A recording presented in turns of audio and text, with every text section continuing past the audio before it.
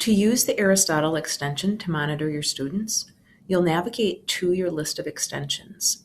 Chances are it will not be here, but rather you'll have to click on the puzzle piece to find the Aristotle Educator extension and then pin it to your list of favorite extensions. You'll open that extension and connect it with your Google account. Thank you to Chris Sanchez for letting me use her account to make this video. Once it's loaded, you'll notice that you have classes loaded from Infinite Campus, but you'll really only need to use one. So if you go up to Delete Classes, you can take out those classes that you won't be using. I think that they will remain deleted until tomorrow, but I'm not 100% sure. When you open that classroom, you will be asked to set up a default classroom length. I'm going to ask you to not set that up, and there's a reason for that. But I would have you go into Settings and rename this the way that makes the most sense to you. You'll also want to change a couple of notification settings. One that you'll want to change is this middle one. It's just kind of an annoying pop-up that occurs. And then you'll take a look at your list of students here. Now, I would advise that you go in and edit students this way by removing their nickname. Of course, this is a one-time job. And once you've done that, you may want to scroll down to some other pieces of the settings. You might be tempted to do a class schedule where your start time and end time is the same for each day of the work week, but we're advising teachers to not do that. You may have students that leave your course, you may have schedule changes, and one thing that's very important about Aristotle is that only one teacher can be monitoring students at a time, unless you add a co-teacher. You may want to add a co-teacher to your course by clicking New Record and adding in the co-teacher's usernames and then saving that record. This co-teacher can monitor your students at the same time you are in this same course. There's a place for you to add notes if you're interested, and I wouldn't expect that you would use this block list at all. You'll click Save. And I'm going to end this class just to show you now how you would start this class for actually monitoring your students. Because when you log in to Aristotle, this class will now be here for you to use. Should you have a small group of students that you want to monitor, you could click a new class and give it its own name and ID, which has to be this unique across the district. So you'll leave these two items the same and then start that new class where you could go into the settings, also unclick that notification, and then add usernames for students that you wanted to monitor. You don't have to have a nickname, and then you can click Save. So this might work for a special ed teacher who just monitors 2 or 3 students, but it doesn't come through on Infinite Campus, and so on.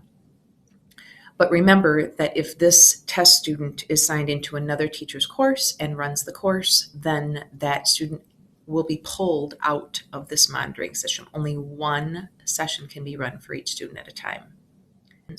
Just click on the Aristotle extension, open your class, and choose how long you'd like to run your session for.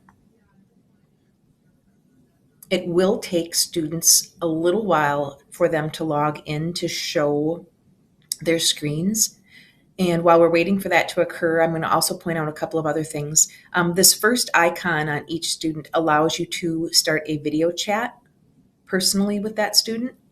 And the second circle shows you how many tabs that student currently has open.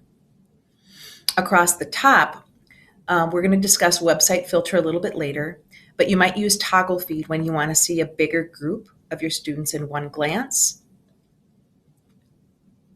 We've discussed the settings. There are some resources and help in addition to the Google slide presentation that I'll share with you. And of course, when you're ready to end the class, you can do this. This menu allows you to select students individually. So if I have multi-select on, I could pick just one student at a time, for instance, and perhaps use some of these other tools that I'll discuss. For the most part, you'll probably leave multi-select off, where you'll be using all of your students at once.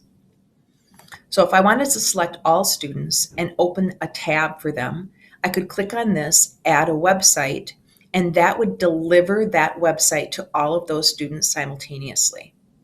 Likewise, if all my students are selected, I could do heads up, which closes all browsers for the students at that amount of time.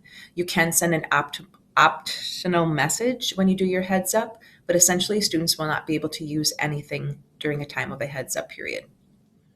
If you'd like to send a message to students, this will pop up directly onto their screen and they'll be able to see it very easily.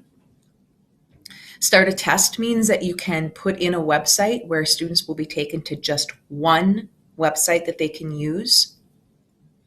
They will not be able to add any extra tabs from that website. If a student is doing something good and you'd like to share that to the rest of the class, you can choose that student and then share that screen. That will go to everybody else in terms of a good practice of showing good work with students.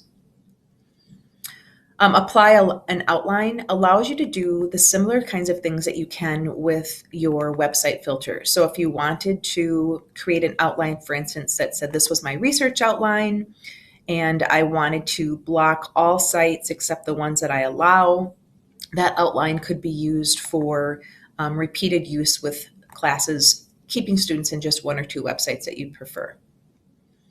If you have students who are absent or perhaps have earned the ability to not be monitored, you might release them from your class as well.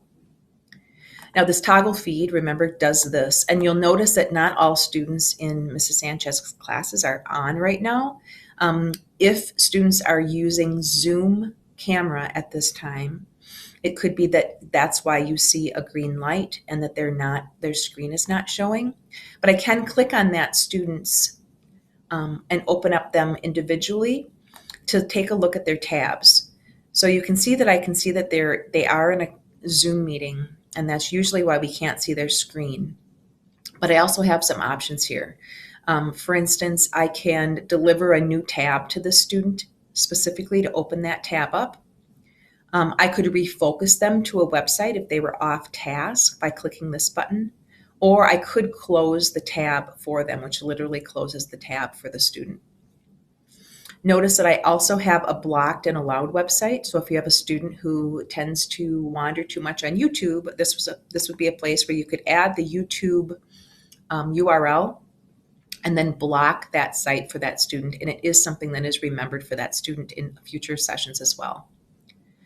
Chat is an option that's difficult for students to use. If you send a message here in the chat, the student has to look up in their extensions for a little teeny dot to see that you've sent them a message and in order for them to reply back. So there might be better options for chat, or we do prefer, or teachers have told me that they like the send a message option instead, although students cannot reply back to a send a message option as well. If I go back into that toggle feed, in addition to opening up a student individually, I can see an activity feed. So I have a timestamp for what students are doing at a specific time, which could be helpful for reporting and attendance and so on. I also have a tab management option, which allows me to take a look at what students are doing. And for instance, if I wanted all the students to be at the Make a Gingerbread House, I could send everyone to that site at once with this click, or I could block that site for everyone in the session. And I could also close this tab for everyone. A live lecture is actually another way that you could have students join you, similar to a Zoom meeting or a Google Meet, where you could allow students to share screen, enable their audio and their camera, You can decide if you'd like to record that option. Most teachers have told me that they would prefer to use their Zoom or Google Meet sessions as they have been using them in the past. And the same would be true of a live conference, where you can have students in breakout rooms. Like you could run a conference for your whole class, or maybe you have just a few students that you'd like to run a conference for, and you can add them into that and pull them out. But most teachers in our school, in middle school and high school at least, have not used these features. They've just stuck with their Google Meets or Zoom links. Some troubleshooting things. Again, I've said if you see that they cannot display their screen, it's likely that they're using their camera in a Zoom meeting. But if I scroll down, I'm going to switch to toggle feed to show you more. This student is not signed into their account. They need to be signed into their school Chromebook or signed into Chrome and syncing on a personal device. If you see a network connection issue, it could be that the student is having connection issues and isn't on. There is no way for a student to get out of your session. There is no way for a student to leave your session. It's a pretty fail-proof product, but I'll send information about who you can contact if you think that something doesn't look like it's working properly in Aristotle. I hope this has been helpful. When you're ready to end that class, then you would just click that End Class and exit.